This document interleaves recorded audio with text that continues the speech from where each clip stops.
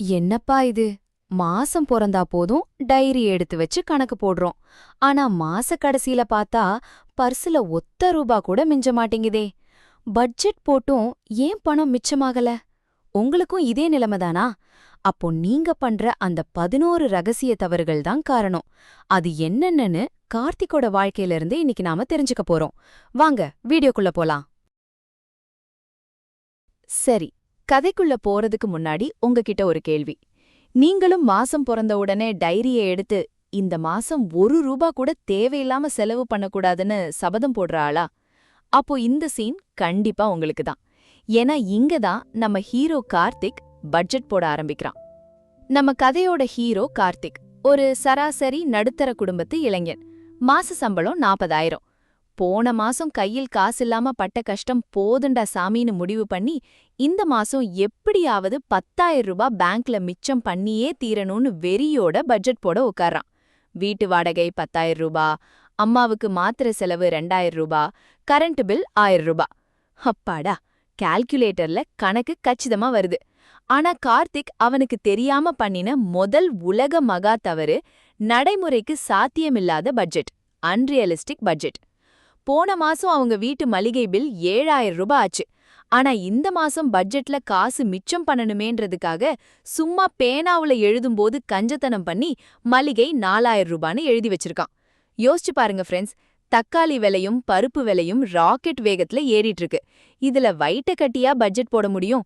பேப்பர்ல வேணா நாம கணக்கு குறைக்கலாம், ஆனா நிஜ வாழ்க்கையில அது சாத்தியமா? இப்படி கற்பனையில பட்ஜெட் போட்டா அது மாச கடைசியில கண்டிப்பா சொதப்பத்தான் செய்யும். சரி, பேப்பர்ல பட்ஜெட்டா பெர்ஃபெக்ட்டா போட்டு முடிச்சாச்சு. ஆனா வாழ்க்கை நாம போடுற பிளான் படி தான் நடக்குமா? அங்கதான் விதி கார்த்திக்குக்கு ஒரு பெரிய ஆப்ப வச்சது. பட்ஜெட் போட்ட முதல் நாளே காலையில ஆசையா ஆபீஸ்க்கு கிளம்புறான் கார்த்திக். வர்ற வழியில டக்குன்னு பைக் பஞ்சர். அது மட்டும் இல்லாம மெக்கானிக் செக் பண்ணிட்டு சொல்றான், சார் அசெம்பிளி போயிருக்கு, 800 ரூபாய் ஆகும்னு. கார்த்திக் முகம் அப்படியே இருண்டு போச்சு. ஏன்னா அவனோட பட்ஜெட் டைரியில பைக் பஞ்சர் செலவுன்னு ஒரு காலமே இல்ல. இங்க தான் கார்த்திக் பண்ணின இரண்டாவது தவறு வெளிப்படுது. அவசர கால நிதி இல்லாமை. நம்ம நடுத்தர குடும்பங்கள்ல பல பேர் பண்ற தப்பு இதுதான். பட்ஜெட் போடும்போது ஃபிக்ஸட் செலவுகளை மட்டும்தான் கணக்குல வைப்போம். ஆனா திடீர்னு வர்ற பைக் ரிப்பேர், திடீர்னு வர்ற காய்ச்சல், இல்ல வீட்டுக்கு வர்ற விருந்தினர்களுக்கு செய்யற செலவு, இதையெல்லாம் கணக்குல சேர்க்கவே மாட்டோம். பட்ஜெட் போட்ட முதல் நாளே காலையிலேயே 800 ரூபாய் அவுட். இப்ப சொல்லுங்க, முதல் நாளே பிளான் பண்ணாத ஒரு செலவு வரும்போது மனசு அப்படியே உடைஞ்சு போயிடாதா? நாம என்னதான் பட்ஜெட் போட்டாலும் பணம் மிச்சமாகாது போலன்னு ஒரு விரக்தி வந்துடும். இப்போ கார்த்திக்கோட பட்ஜெட் முதல் நாளே டமாருன்னு ஆயிடுச்சு. சரி, பைக் பஞ்சர் ஆனதோட கார்த்திக்கோட சோதனை முடிஞ்சுதானா? இல்லவே இல்ல. இப்பதான் பட்ஜெட்டோட அடுத்த வில்லன் என்ட்ரி ஆகுறான். அது வேற யாரும் இல்லைங்க, பிரம்மாண்டமா லைட் எரியற சூப்பர் மார்க்கெட். அங்க போனா எப்படிப்பட்ட பட்ஜெட்டும் ஏன் சுக்கு நூறா உடையுது தெரியுமா? வாங்க பாக்கலாம். ஞாயிற்றுக்கிழமை சாயங்காலம் மளிகை சாமான் வாங்க கார்த்திக்கும் ரம்யாவும் கிளம்புறாங்க. உள்ள நுழையும் போதே கார்த்திக் ரொம்ப கண்டிப்பா கரகரப்பான குரல்ல சொல்றான், ரம்யா, இந்த மாசம் பட்ஜெட் ரொம்ப டைட்டு. கையில இருக்கிற இந்த லிஸ்ட்ல என்ன எழுதியிருக்கோ அதை மட்டும்தான் வாங்கணும். தேவையில்லாத ஒத்த பொருளை கூட ட்ராலில போடக்கூடாது, ஓகேவா? ரம்யாவும் ரொம்ப சமத்தா, அச்சச்சோ, அதெல்லாம் எனக்கு தெரியுங்கா, லிஸ்ட்ல இருக்கிறத மட்டும்தான் வாங்குவேன்னு தலையாட்றா. ஆனா உள்ள போன அடுத்த 5வது நிமிஷம் அங்க ஒரு மேஜிக் நடக்குது. அதுதான் கார்த்திக் பண்ற 3வது தவறு, லிஸ்ட மதிக்காமல் வாங்குவது. இம்பல்ஸ் பையிங் அல்லது அன்பிளான்ட் ஷாப்பிங். சூப்பர் மார்க்கெட்காரங்க ரொம்ப புத்திசாலிங்க ஃப்ரெண்ட்ஸ். அவங்க சாக்லேட்டையும் தேவையில்லாத ஆஃபர் பொருட்களையும் தான் கண் முன்னாடி வச்சிருப்பாங்க. ஒன்னு வாங்கினா ஒன்னு ஃப்ரீ அப்படின்ற போர்டை பார்த்த உடனே ரம்யாவுக்கு அடுத்த 5 வருஷத்துக்கு வீட்டுக்கு ஜாம் பாட்டிலே தேவையில்லைனாலும் அதை வாங்கணும்னு ஒரு ஆசை வந்துடுது. ஐயோ, மிஸ் பண்ணிடக்கூடாதுன்னு ட்ராலில போடுறா. மனைவியை மட்டும் தப்பு சொல்லி என்ன ஃப்ரெண்ட்ஸ் பயன்? நம்ம ஹீரோ கார்த்திக்கும் சும்மா இல்ல. ஸ்நாக்ஸ் செக்ஷனை பார்த்த உடனே அவன் கண்ண அலைப்பாயுது. ஆஃபீஸ்ல ஸ்நாக்ஸ் சாப்பிட வேணும்ல என்று சொல்லி 3 பெரிய சிப்ஸ் பாக்கெட்டு, இதோட ஒரு ஸ்பூன் ஃப்ரீன்னு போட்டிருந்த ஒரு பெரிய காஃபி தூள் டப்பான்னு எல்லாத்தையும் அள்ளி ட்ராலில போடுறான். இப்போ ட்ராலி மலை போல நிறைஞ்சு நிக்குது. இங்க தான் மறைஞ்சிருக்கு அந்த 4வது தவறு, ஆஃபர் ட்ராப். இத நல்லா புரிஞ்சுக்கோங்க. ரூபாய் பொருள ரூபாய்க்கு தர்றாங்களேன்னு ஆசைப்பட்டு நீங்க வாங்குனா நீங்க அங்க ரூபாய மிச்சப்படுத்தல ஃப்ரெண்ட்ஸ். உங்க பட்ஜெட்ல இல்லாத, உங்களுக்கு தேவையில்லாத ஒரு பொருளுக்கு உங்க கைய விட்டு ரூபாய தூக்கி கொடுத்துட்டு வரீங்க. இதுக்கு பேருதான் விளம்பர பொறி. கடைசியா கம்பீரமா பில் போடுற கவுண்டருக்கு வர்றாங்க. பில் போடுற பொண்ணு டிக் டிக்னு ஸ்கேன் பண்ண கார்த்திக்கு நெஞ்சு படபடன்னு அடிக்குது. பட்ஜெட்ல மளிகைக்குன்னு கார்த்திக் ஒதுக்குன காசு 5000 ரூபாய். ஆனா கம்ப்யூட்டர் ஸ்கிரீன்ல பில் தொகை எவ்வளவு தெரியுமா காட்டுது? 7550 ரூபாய். கார்த்திக் பர்ஸ திறந்து பாக்குறான். கையில வெறும் 5000 ரூபாய் தான் இருக்கு. இப்போ என்ன பண்றது? சுத்தி 4 பேர் நிக்கிறாங்க. மான பிரச்சனை. வேற வழியே இல்லாம கார்த்திக் அவனோட பர்ஸ்ல இருந்து அந்த ஆபத்தான ஆயுதத்தை வெளியே எடுக்கிறான். அதுதான் அவனோட 5வது தவறு. கிரெடிட் கார்டு போதை. கையில தான் காசில்லையே, அடுத்த மாசம் பாத்துக்கலான்ற ஒரு போலி தைரியத்துல கிரெடிட் கார்டை தேய்க்கிறான். இப்போதைக்கு தப்பிச்சோனி கார்த்திக் நினைக்கிறான். ஆனா அடுத்த மாசம் வரப்போற கிரெடிட் கார்டு பில் அவனோட அடுத்த மாச பட்ஜெட்டையும் காலி பண்ண போகுதுன்ற கசப்பான உண்மை அவனுக்கு தெரியல. பெரிய செலவுகளை பார்த்து பண்ற நாம கண்ணுக்கு தெரியாம பண்ற சின்ன சின்ன செலவுகள் தான் நம்ம பர்ஸ மொத்தமா காலி பண்ணுது.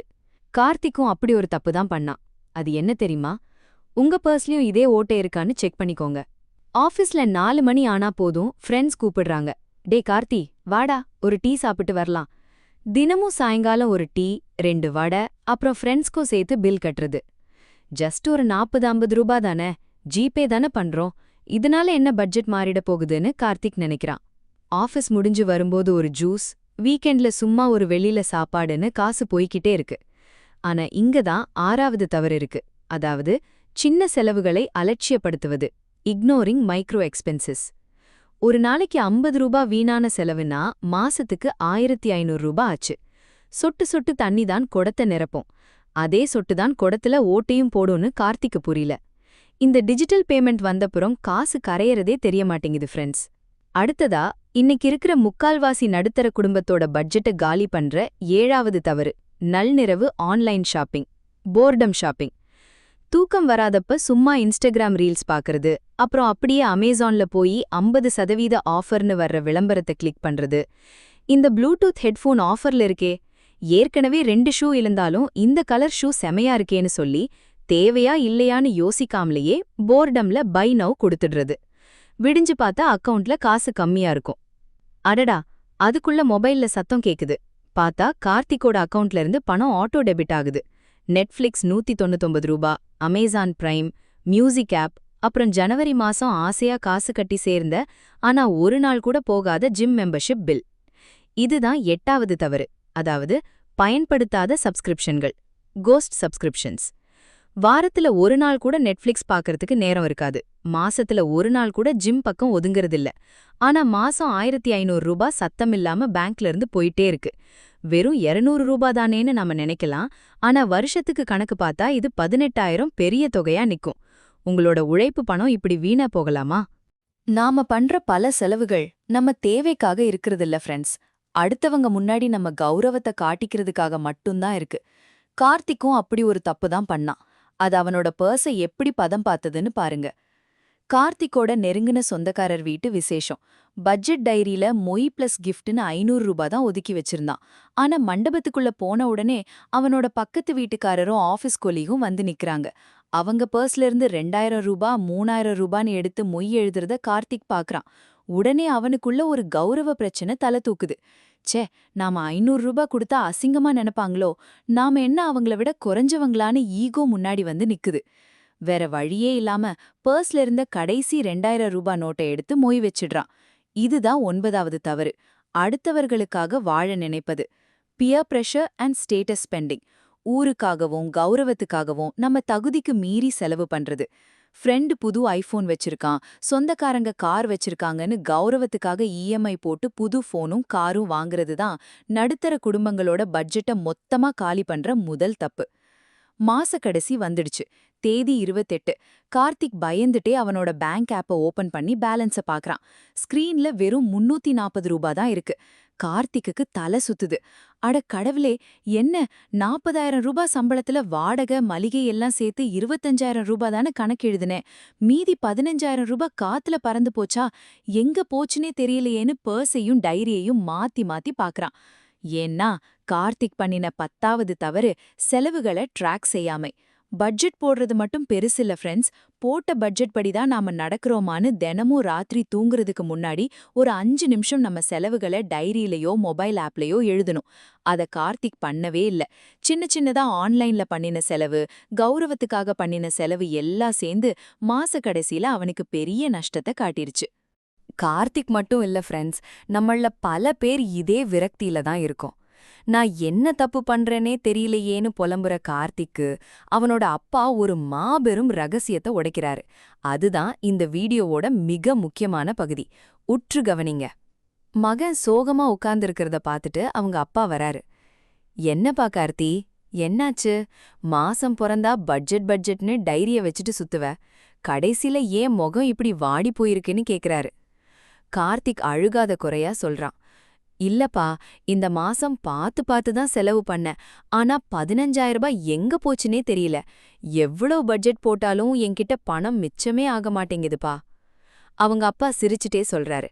டே கண்ணா, நீ பட்ஜெட் போடுற முறையிலேயே ஒரு பெரிய தப்பு இருக்குடா. நீ சம்பளம் வந்த உடனே வீட்டு வாடகை, மளிகை, வண்டின்னு எல்லா செலவையும் எழுதிட்டு கடைசியில மீதி இருந்தா சேமிக்கலான்னு பாக்குற. அதுதான் நீ பண்ற 11வது மாபெரும் தவறு.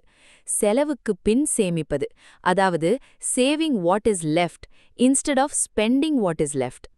ஆமா ஃப்ரெண்ட்ஸ், 90% நடுத்தர குடும்பங்கள் பண்ற மிகப்பெரிய தவறு இதுதான். வருமானம் செலவு ஈக்குவல் டு சேமிப்பு. இது முற்றிலும் தப்பான கணக்கு. வருமானம் மைனஸ் சேமிப்பு ஈக்குவல் டு செலவு. இதுதான் பணக்காரங்க ஃபாலோ பண்ற சரியான கணக்கு. சம்பளம் வந்த உடனே முதல்ல ஒரு 5,000த்தையோ இல்ல 10,000த்தையோ உங்களால முடிஞ்ச தொகைய ஒரு ஆர்டி அக்கவுண்ட்லயோ இல்ல பிபிஎஃப் மாதிரியான சேவிங்ஸ்லயோ உங்க கண்ல படாம எடுத்து வச்சிரணும். கையில மீதி இருக்கிற 35,000த்துக்குள்ள தான் உங்க பட்ஜெட்டையே நீங்க பிளான் பண்ணணும். கையில காசு இருந்தா செலவு ஆகிக்கிட்டே தான் இருக்கும். முதல்ல சேமிப்பை எடுத்து வச்சுட்டு அப்புறம் செலவு பண்ண ஆரம்பிச்சா பணம் தானா மிச்சமாகும். அப்பா சொன்ன அந்த ஒரு தாரக மந்திரம் கார்த்திக்கோட கண்ணை திறந்துடுச்சு ஃப்ரெண்ட்ஸ். தப்பு தெரிஞ்சுக்கிட்டா மட்டும் போதாது, அத நடைமுறையில கொண்டு வரணும்ல. கார்த்திக் அடுத்த மாசம் என்ன பண்ணான்னு பாருங்க. அப்படியே உங்க வாழ்க்கையையும் மாத்திக்க ரெடியாகுங்க.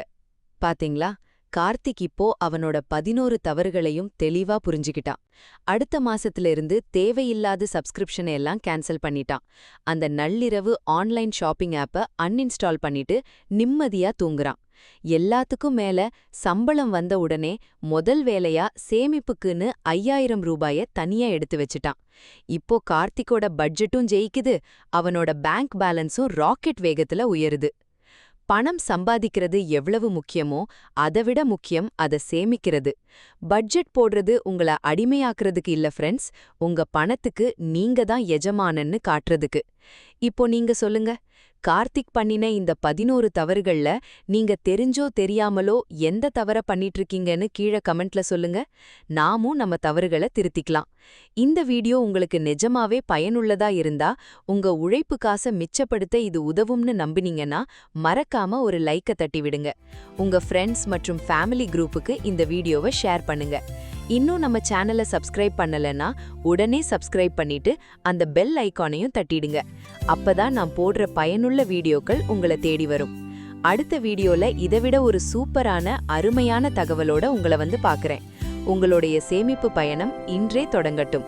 நன்றி, வணக்கம்.